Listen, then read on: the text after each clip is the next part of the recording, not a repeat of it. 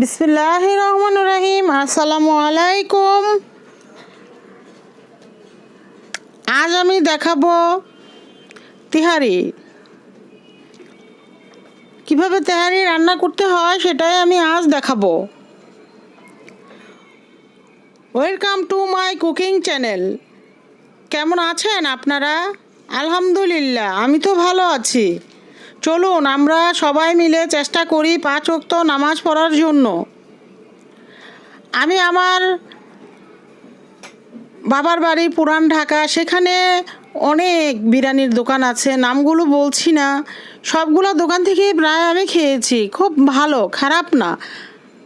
সে অভিজ্ঞতা থেকেই বলছি, আমার তেহারিটা ওনাদের মতো না হলেও আমারটা আমার মতো মজা হবে।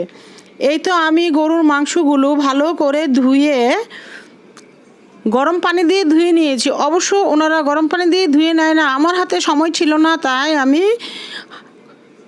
একদম ফুটন্ত গরম পানি দিয়ে ধুয়ে নিয়েছি যাতে তাড়াতাড়ি সেদ্ধ হয়ে যায়। এই তো আমি দই দিয়ে নিয়েছি, তারপর ধনিয়ার গুঁড়া দিয়ে নিয়েছি, হালকা আধা টিস্পুন মরিচের গুঁড়া দিয়ে নিয়েছি। তো আমি ভালোভাবে মেখে নিচ্ছি এবং আদা রসুন, সেই সাথে আদা রসুনও দিয়ে নিয়েছিলাম এবং মাখার সময় আমি সয়াবিন তেল দিয়ে দিয়েছিলাম। এখন আমি রান্না করছি ফ্রাই প্যানে, যে তৈলটা দিয়েছি সেটা হচ্ছে সরিষার তেল। পুরান ঢাকায় সাধারণত তেহারি, বিরিয়ানি এগুলা সরিষার তেল দিয়ে মূলত করা হয়, এজন্যই এত টেস্ট আছে। আমি আবারও বলছি, ওনাদের মতো না হোক, আমারটা আমার মতো মজা হবে। অতএব রান্না করে খেয়ে দেখবেন। এই তো আমি পেঁয়াজ, তেজপাতা, গরম মশলা একের পর এক দিয়ে নিচ্ছি। আবারও ভালোভাবে নেড়ে চেড়ে নিচ্ছি। তবে হ্যাঁ, আমার তেহারিটি সত্যিই খুবই মজা হয়েছে, সত্যিই খুব মজা হয়েছে। এই তো আমি সেই ম্যারিনেট করা মাংসগুলো ঢেলে দিয়েছি। এখন ভালোভাবে নেড়ে চেড়ে নিচ্ছি সব কিছু একসাথে মিশার জন্য। এই তো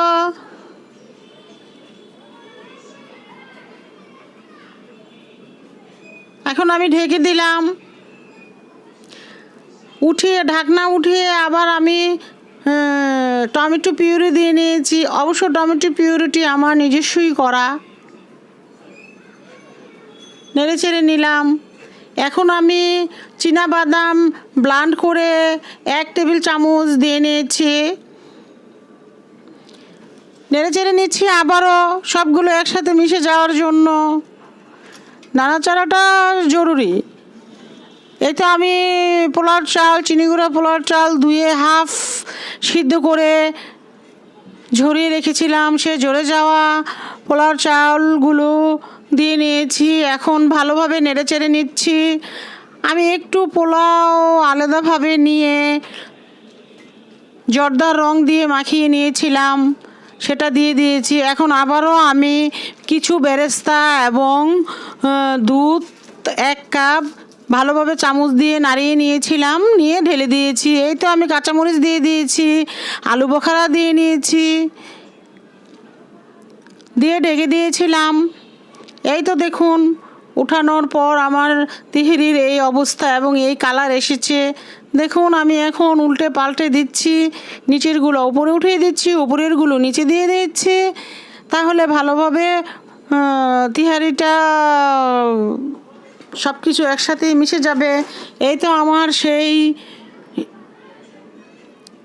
ইরানি বিরিয়ানির মশলা। এটা কখনো পানি দিয়ে গোলাতে যাবেন না, জাস্ট উপর দিয়ে ছড়িয়ে দেবেন। এটার মধ্যে সব মশলাই দেয়া আছে।